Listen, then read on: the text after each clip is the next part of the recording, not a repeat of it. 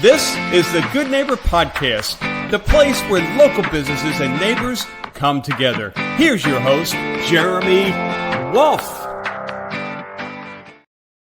Well, hello, friends, family, wonderful community. We are back with another episode of the Good Neighbor Podcast. And, we got a fun one today. Our guests, Tim Fullerton and Chris Lombardo with Fullerton Strategies. Chris actually lives in the same neighborhood as I live in Cooper City. Like literally, I could step outside my house, tee up a golf ball, and send it over to his house. So when they say it's a small world, it really is. And we're actually both in similar spaces. We both do marketing and we both do podcast production. So this is going to be fun to get into this and learn a little bit about what they do. So guys, welcome to the show. Thanks for joining us. Thanks for having us. Thanks, Jeremy. Of course. As I said before the show, I'm a sucker for anything local. So when I found out that Chris lived here in the neighborhood, I said, you know what? Even though we're in the same space, I'm sure we have a lot to learn from each other. Let's get you on the show and learn a little bit about what you do. So with that, Tim, why don't you tell us a little bit about the story behind Fullerton Strategies? Sure. So it's I have kind of a strange background in that I've had a mix of political and business experience in my career. So early on, and I will not dive into all of it because that will be the entire show. But I worked on the first Obama presidential campaign, and then I worked in his administration for 5 years. I've worked for some nonprofits, and then I was also the chief digital officer for the state of New York. But then after that, I was a VP of marketing at WeWork for 5 years. And so I have this interesting mix of both the political and business. And so when WeWork was obviously a lot of people know the story, but was a highly valuated company and then kind of completely fell apart. I stayed for some of the rebuilding, and then it was clear that we were headed towards bankruptcy. So I left, and I decided I didn't want a boss anymore. So I decided to hang a shingle, and it helped that I had a friend reach out and say he was doing sales for an AI company and needed marketing. So I already had a first client, which is anybody who does one of these is that's the hardest one. And then we were kind of off to the races. So we've done, a mix of mostly B2B work. We have some universities. We have the University of Michigan as a client, but a lot of financial technology companies. And, we've just really had a blast doing it. And our policy is we have a no jerks policy, both for the people who work here and the people we work with. So we try to just work with good people, which makes it a lot more fun. Absolutely, man. So we both know working in marketing that there is a lot of noise out there and there's a lot of ways to reach people. What specific areas are you focusing in right now? And I talked to Chris briefly before we got on. I know you're getting bigger into the podcast production space, but what typical types of services are you offering to clients over at Fullerton? Yeah, I mean, we pretty much have we run the whole gamut of offerings, everything from just having an hour a month consulting call, or really be what we call the marketing team in a box, where basically for about the cost of a full-time, probably mid-level marketer, you can get the entire team and all of our experience. It's sort of the fractional CMO model. So, I sort of act as the advisor, and then Chris is the creative director, and then we have content writers and project managers and things like that. So we're really looking at, generally speaking, larger companies that are maybe just getting their first rounds of funding and are realizing that just having a salesperson is not going to cut it. So that's where we kind of come in, and I kind of say, look, you get the best experience from somebody who did digital and marketing in the Obama world, and then also in the WeWork world, which while the WeWork financial story isn't a great one, I think it was a pretty great brand success with that until we see IPO stuff. So we kind of offer a unique perspective and very, very flexible. And so you don't have to lock in with us for a really long time. We generally, we could do things on 3-6 month contracts and sometimes one. So we try to be as flexible as possible because we know everyone's needs are kind of different. And now, is this mostly everything you're doing? Is it all online based? Because a lot of what I do here locally in the community, I think I'm hitting things from a little bit of a different lens. I put out a local community publication. We do things in the digital space. Obviously, I do things in the podcast platform as well. But everything that I'm doing is really driven at integrating business brands within local communities, grassroots, local networking, building trust and credibility specifically in these local communities. Are you approaching everything from the online space, or do you do anything like hyper locally? We haven't really done a lot hyper locally. Chris, maybe could talk a little bit about this, about some of the projects we've got that are actually in your neighborhood. But from my perspective, I generally tend to look at it from digital first, and then potentially offline second. We've talked to companies about doing designs in their office spaces, like visuals in like very Doing what? Say again. Doing visuals, like basically like somebody came to us once with a really kind of a drab, terrible office, and they wanted it livened up, and so they asked us for some I guess it's technically interior design, even though that's not really what we do. So we've done some of that. We've done some like you know things for booths for people when they're at conferences. Like the sort of stuff that hangs. We've done videos for conferences. I think we've done banners and things like that. So, but generally speaking, we've stayed mostly on the digital side. Mm-hmm. We've done I'd say most of the stuff we've done is either falls under rebranding or websites. Like we have a new brand and then they want to apply it to their old website, or we start from the ground up, build logos, build identities, the whole 9 yards. It's been fun. Yeah. Got it. Very cool.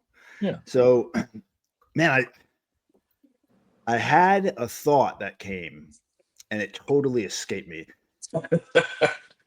I wanted to ask about the podcasting stuff. So first of all, how long? I'm trying to go through the math in my head. Fullerton Strategies. When did you launch Fullerton? This is March of 2023. So we're just over 2 years. Okay, so relatively new. Mm-hmm. How long have you been podcasting for? So we started podcasting last year. We started with a podcast called Politigood, which we did completely in house. Politigood, yeah, because it was basically it was a podcast about business and tech folks that are doing good in the world. And so we did that with one of our creative writers, and Chris produced the whole thing. And then I had an opportunity to do another podcast that was much higher visibility, and it's called the Find Out Podcast, which is a political podcast because of my background. And we have done a lot of work on that one too. That one, we're getting close to 500,000 downloads since March. So that one has really kind of taken off. The goal there is to sort of represent men on the left left center, because I'm obviously on the left side based on my background, and we're not doing a great job winning elections. So I did that with 4 guys I met actually on TikTok through a campaign called the White Dudes for Harris, which I helped organize last year, which was one of those affinity groups. So we have been doing all kinds of work on that one. Chris has been working on. We've got a really great opening now, like yours, sort of similar to what you put on right before we came on. So we're doing kind of end to end on the podcast front at this point, but it's really been less than a year that we've been at it. Yeah, I started this pretty much about 2 years ago. Yep. Now, are you doing everything remote, or do you ever do anything live? Because I've done hundreds and hundreds of these, and they've all been virtual. I've never actually had, believe it or not, right? I've done 600-700 podcasts, and I've never done anything actually live in a studio. It's all done remotely through StreamYard. So we primarily are doing remote. Like the guys in the pod, like none of us live in the same city. The closest somebody lives in Westchester, but then everyone else is across the country. But we did have everybody come in, and actually we met in Westchester, and we did 2 in person with a crew.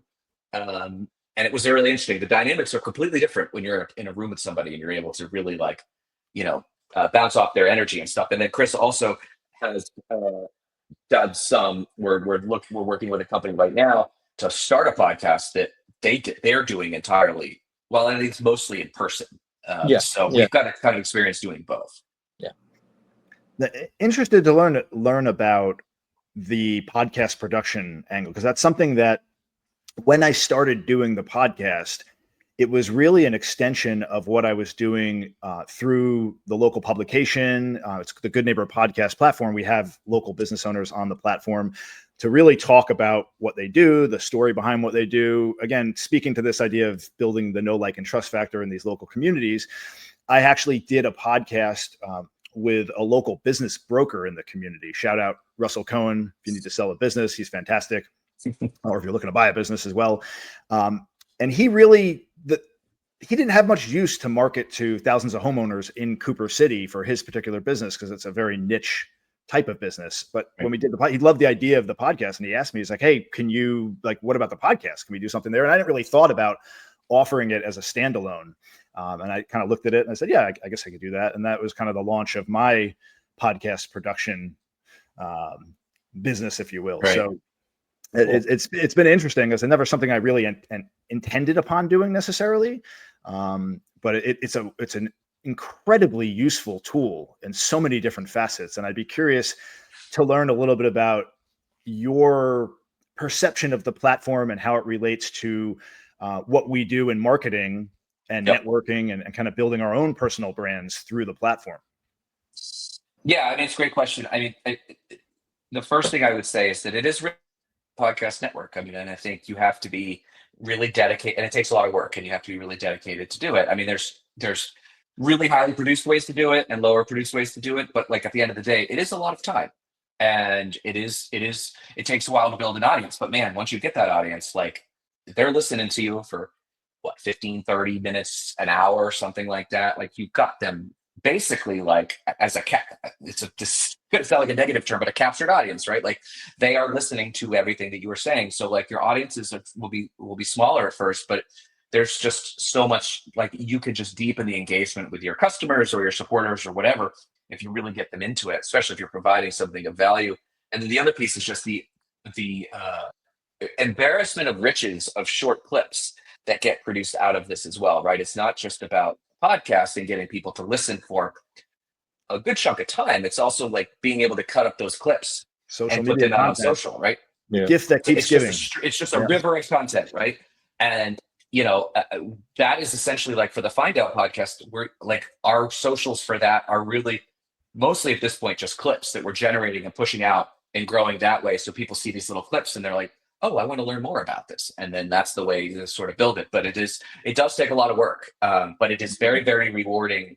And the ROI is very strong if you have an angle and you have a unique perspective that people want to hear, and you can get that audience. Like, it will pay off big time.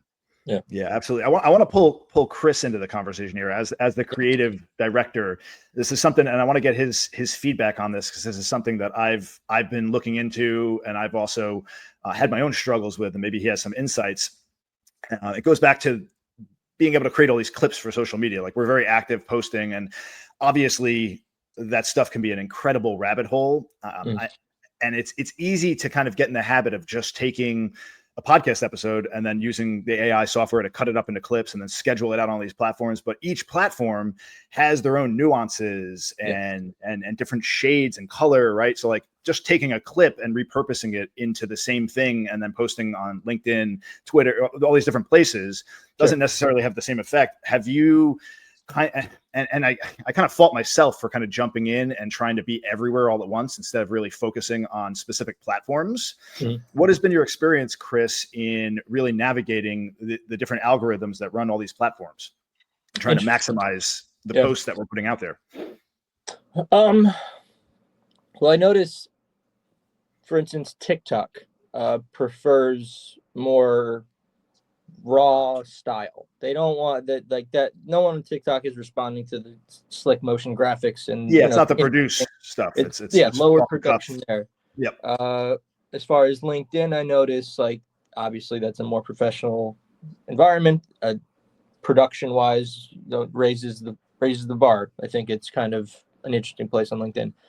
Instagram kind of feels like both, but it feels like there should be more personal interaction and more like, hey guys, this is my chat, blah, blah, blah, versus saying, just here's a clip that we pumped out of this hour-long episode. It should be more one-on-one kind of. I feel like Instagram typically has a feel where we are talking to the influencer or the owner of the account, or whatever you want to call it, where it just seems more personal. And TikTok seems more promotional, and LinkedIn sounds more, rigid and structured with far, where I'm saying. You want to appear the most professional on LinkedIn. There's more professional aspects there. There's more things happening there. Instagram, TikTok, more personal. So are there certain, with all that said, obviously, are there certain episodes that you pull content with for certain platforms, or are you just kind of repurposing, very similar to what I'm doing, and putting it out on all these different channels? Are you dressing each clip up from an episode to fit the platform? How does that typically work for you? I'm asking this because I'm curious myself. Because I'm always trying to learn and get more engagement. Yeah, typically, most times it's the same clip around there. I mean, there's obviously some clips that work better on one platform than the other. I've had pretty bad luck having the AI software just export the clips that it thinks would be interesting. They seem kind of flat in the sense you don't really, like, sometimes the question itself is cut off, or I don't like relying on just whatever is automatically generated. So I spend a good chunk amount of time watching the episode, finding the clips and exporting those individually versus, just relying on, Riverside or StreamYard to do its thing. Yeah, because it's easy to get, we're creatures of habit, and we work towards comfortability. So once you find something that works very quickly, as these AI programs do, it becomes very easy to set it and forget it and just get in the habit of cutting stuff up and kind of scheduling it out, overlooking the fact that you need to kind of dig into each piece of content and make sure it's optimized for the channel that you're putting it through. Yeah, totally. It's a fascinating time to do this. Attention spans are so short. We've been trained on this 16 to 30 second snippet, and sometimes I skip a clip if it's taking too long to wind up to the point, or I'll chop out or the nonsense that's in there and just kind of have the point right after the clip. It's kind of interesting. It's a new place to be. Humanity's never been here before, so we're all navigating together how to kind of get our content out to the most amount of people. It truly is a fascinating time. I just started using and playing around with ChatGPT, I don't know, a year and a half ago. I started initially using it for the magazine, right? And then bouncing off ideas. And it started with kind of me writing something and then putting it in there and having it fix it up. And now it's gotten to the point where this thing is like my therapy, like whatever I need help with, I just go to it. And it seems like the default mechanism or the default behavior for these AI systems is always positive reinforcement, right? Like no matter what I'm doing, no matter what challenge I'm having, right? I'll come and talk to it. And it's like, don't worry, you got, it's reassuring to me. And it's always trying to find positive solutions. And the other day, I kind of got frustrated because it felt like it was giving me a positive feedback loop. And I want some criticism sometimes. So I asked it, I said, hey, I said, can you like give me some like honest critique here? Don't just butter my biscuits all day long. And it's like, oh, you want me to take the gloves off? Okay, I got you, Jeremy. It proceeded to give me the most accurately scathing critique of where I'm at in my life right now with everything I'm doing. And it was like chilling to read. And I paused back for a moment and I said, that was scary how accurate that was. How did you do that? He's like, Jeremy, I'm just mirroring what you already know about yourself. Yeah. I'm like, okay. It's creepy. Well, I still support it. I'm pretty sure we found my wife's cancer and rheumatoid arthritis because of ChatGPT. No doctor took her seriously. She was far too young. I started loading in test results and kind of symptoms and all this stuff, and it kind of just gave me the gloves off version of what's going on with her. So that it took like that research, I wouldn't say research, but like quote of PubMed and all that stuff. And I had to bring it to doctors to take it seriously for her. So I think this tool is absolutely fascinating what's going on. I'm scared of it because of the positive reinforcement. I think a little bit might just be kind of, the world needs its own handhold, individual assistant, and that might lead to some weird territory if we're all thinking we're all doing awesome all the time. Yeah. I think that ChatGPT is they want people to keep coming back, right? So giving people positives instead of negatives, I think is one of the reasons they've trained it that way.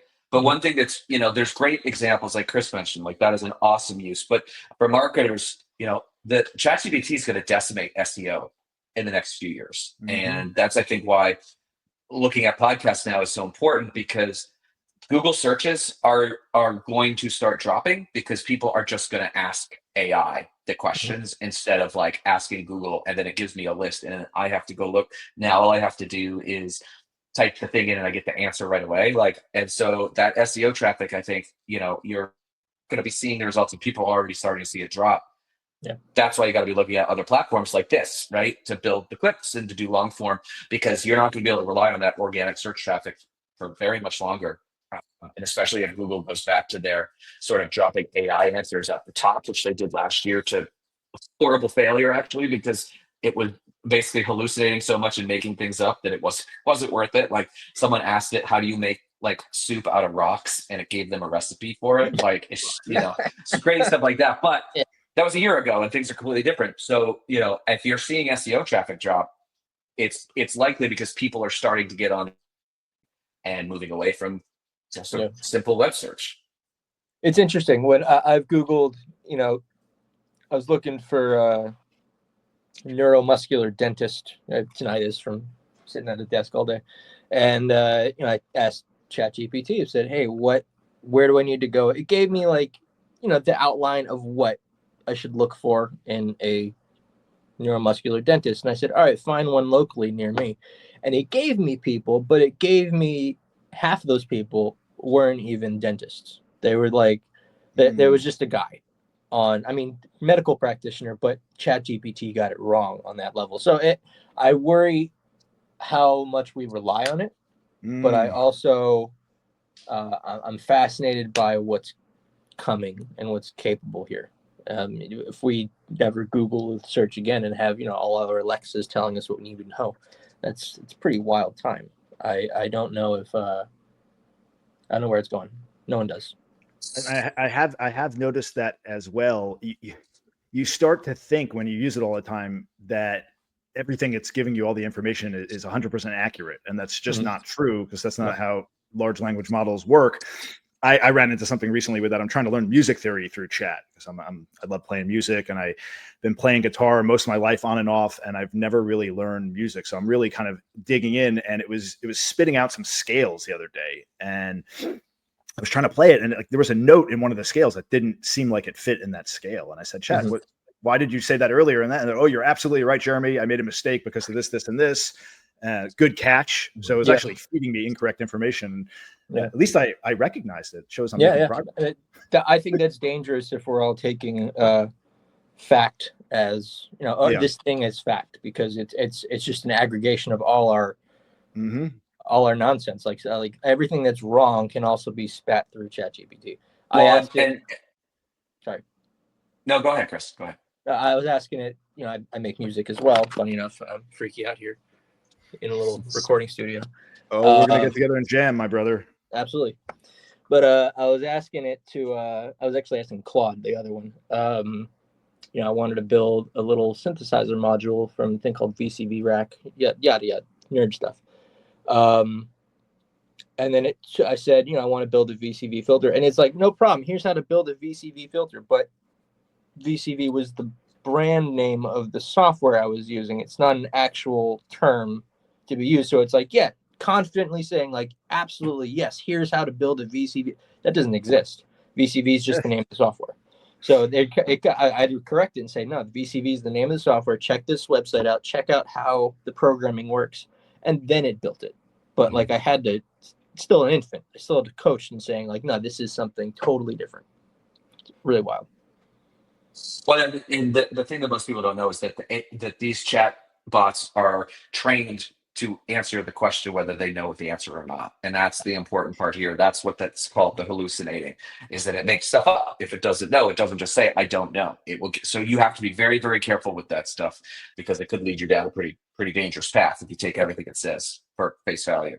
Yeah, absolutely. I mean, that's where kids are going. That's what scares me the most. Like I've got a brother who's 10 years younger, and like things are just not even Googled anymore. They're just fed into AI, and it's like, bro, like you're getting all the bad stuff too. It's not necessarily you're looking for the stuff that you need, but it's interesting. Weird times, guys. Weird times. It really is. I get the feeling that this goes to all these dystopian movies they made about AI. I get the feeling that we're all we're so enamored and enthralled by this technology, and all we do is, have you used ChatGPT? It's amazing that it does all this, and we're laughing our way to our demise, right? Right? Like we're like, this is amazing, and it's going to be the death of us ultimately, right? Yeah. Terminator. Yeah, as long as it doesn't become self-aware, right? That's the problem. Yep. Woo! Interesting. And so maybe they'll do it better. I want to pull this back. Excuse me. This is who I got chilling with me the whole time, and he's really excited. You have a co-host. Charlie. We didn't even know. All right, Charlie, go over there. Yeah. So I want to pull this back to something that could be useful for business owners, because that's really what we do, is help businesses build their brand. What would you say, what would be the best piece of advice that you'd give to someone trying to grow their brand today? I know for me, I speak to a lot of local business owners, and most of my client base, they're really small, medium-sized business owners that really haven't necessarily scaled yet. And many of them are just all over the place when it comes to this stuff. I mean, they don't know what they're doing when it comes to marketing. They're all out there looking for the magic bullet, right? The one thing that you can do that's going to give you, you can put a quarter into the ROI machine, and then out the other side you get $10, and it just doesn't work like that. What would be some advice you can give to the business owner out there that is trying to get it together in terms of their marketing and their branding? I would say consistency and really getting your value prop locked in, right? Like why should somebody give you money for whatever you offer, whether it's a service or it's a product? Being able to boil that down into a very short and clear explanation is the most important thing, I think. And then it's really just figuring out what channels work for you and stick with them, and find a cadence that works for you. Because what I find is, I think, Chris would say the same thing, that we get these clients that are super into it, but then they realize what a slog it is, and it's very difficult. Like, they're like, I'm going to post twice a week on LinkedIn for the rest of my life, and they do it for like 2 weeks, and then they run out of ideas. So, and then they stop. And I think that's actually worse than doing nothing. So, like, I think that you just need to set a cadence and really hammer home that value prop, and then kind of testing and seeing what's working, and then just ditch the stuff that doesn't and stick with the stuff that does. I mean, it sounds simple, but it's really, it can be that simple. I'd say I've been doing design and web and rebranding and all that stuff for about 20 years now. I started when I was like 18. It's been a while. And I can't tell you how many people come at me with ideas, and it feels like, the world's best pizza sign, like that you see on every pizza shop. Like, everyone seems to have that mentality because they're in business and trying to like market themselves and say, oh, we're the best. I've always felt it's more authentic and more real if it's authentic. If it's not saying like, oh, you're not Cooper City, Florida, I guarantee this one pizza shop does not have the world's best pizza, but it might be damn good. And I think damn good feels better to a customer than trying to promote themselves as we're the best. It feels very inauthentic and strange whenever I receive copy or something that says best in the world, premier marketing, blah blah blah blah blah. It feels like nonsense to me. And that's kind of, as someone behind the curtain, that nonsense doesn't translate to a consumer or a customer. Yeah, I mean, it feels we all disingenuous. instinctually think like bullshit. It feels disingenuous, and people crave, they want authenticity. Yep. And if it's disingenuous, I think that we all have an instinct. We might not recognize it, but we are all, in 2025, we are all consumers, and there's no way that the world's best pizza shop applies to every pizza shop. That's how I see it. Indeed. So, what would be before we wrap up here, what would be one thing you'd like to leave our listeners with? And I'll ask this of you, Tim. It could be related to what you do in terms of the marketing and branding, or just like a piece of life wisdom, a little nugget that you'd like to leave everyone with. Oh boy, that's a big one. I could spend a lot of time on that on both ends. I mean, I think well, Jeremy, what you said about authenticity, I think is the most important thing in business right now, is that people want to follow brands that they like and they trust and support. And doing that, you have to be authentic. Like the ones that don't, like, they tend to go to the wayside. So I think, and that works for national brands as well as local brands. So I think just being your authentic self, and putting yourself out there instead of trying to be something you're not. I'll give you a great example. When I first started this business, I was looking at every LinkedIn. I was looking at all these growth hackers and seeing what they were doing. And I was like, oh my God, I got to do all this stuff. So I was doing all this ridiculous stuff and I hated it and it wasn't working. And then I finally was like, well, screw this. I'm just going to talk. I'm going to write how I talk. And then all of a sudden I got all kinds of incoming for the business. And I think it's because then the people realized, like, oh, that's Tim. Like, I know that guy, like whatever that was before, with like, you know, the amount of posts and like, you know, you must comment 50 times before you put all this stuff. I was just like, I'm just going to speak from the heart.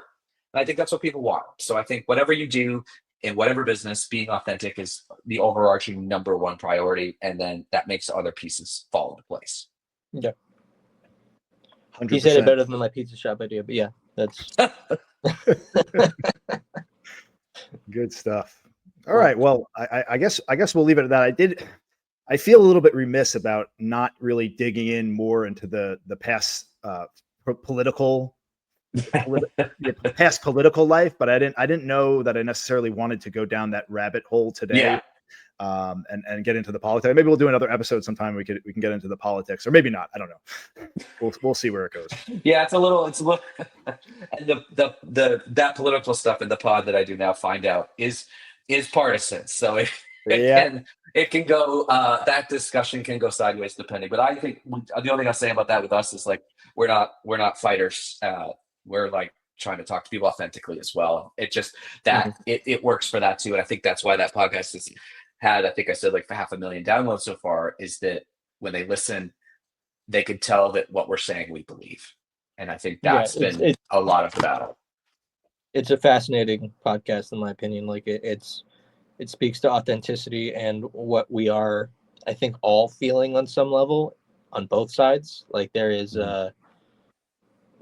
something got mistranslated along the way. I don't know if that's because of our social media presence or not but like the world's habit of social media and quick information, and it just seems it's speaking to some form of truth, and it's interesting. That's all I can say. Yeah, for sure. All right, gentlemen. Well, it was a pleasure getting the opportunity to meet you. I'm sure, Chris, I know we'll be seeing each other, living in the same neighborhood. Absolutely. Sounds good. All right, everyone. Thanks so much for tuning in, and we will catch you all next time on the next episode of the Good Neighbor Podcast. Everyone take care. Have a wonderful day. Bye. Thanks, everybody. Thanks for listening to the Good Neighbor Podcast, Cooper City. To nominate your favorite local business to be featured on the show, go to gnpcoopercity.com. That's gnpcoopercity.com, or call 954-231-3170.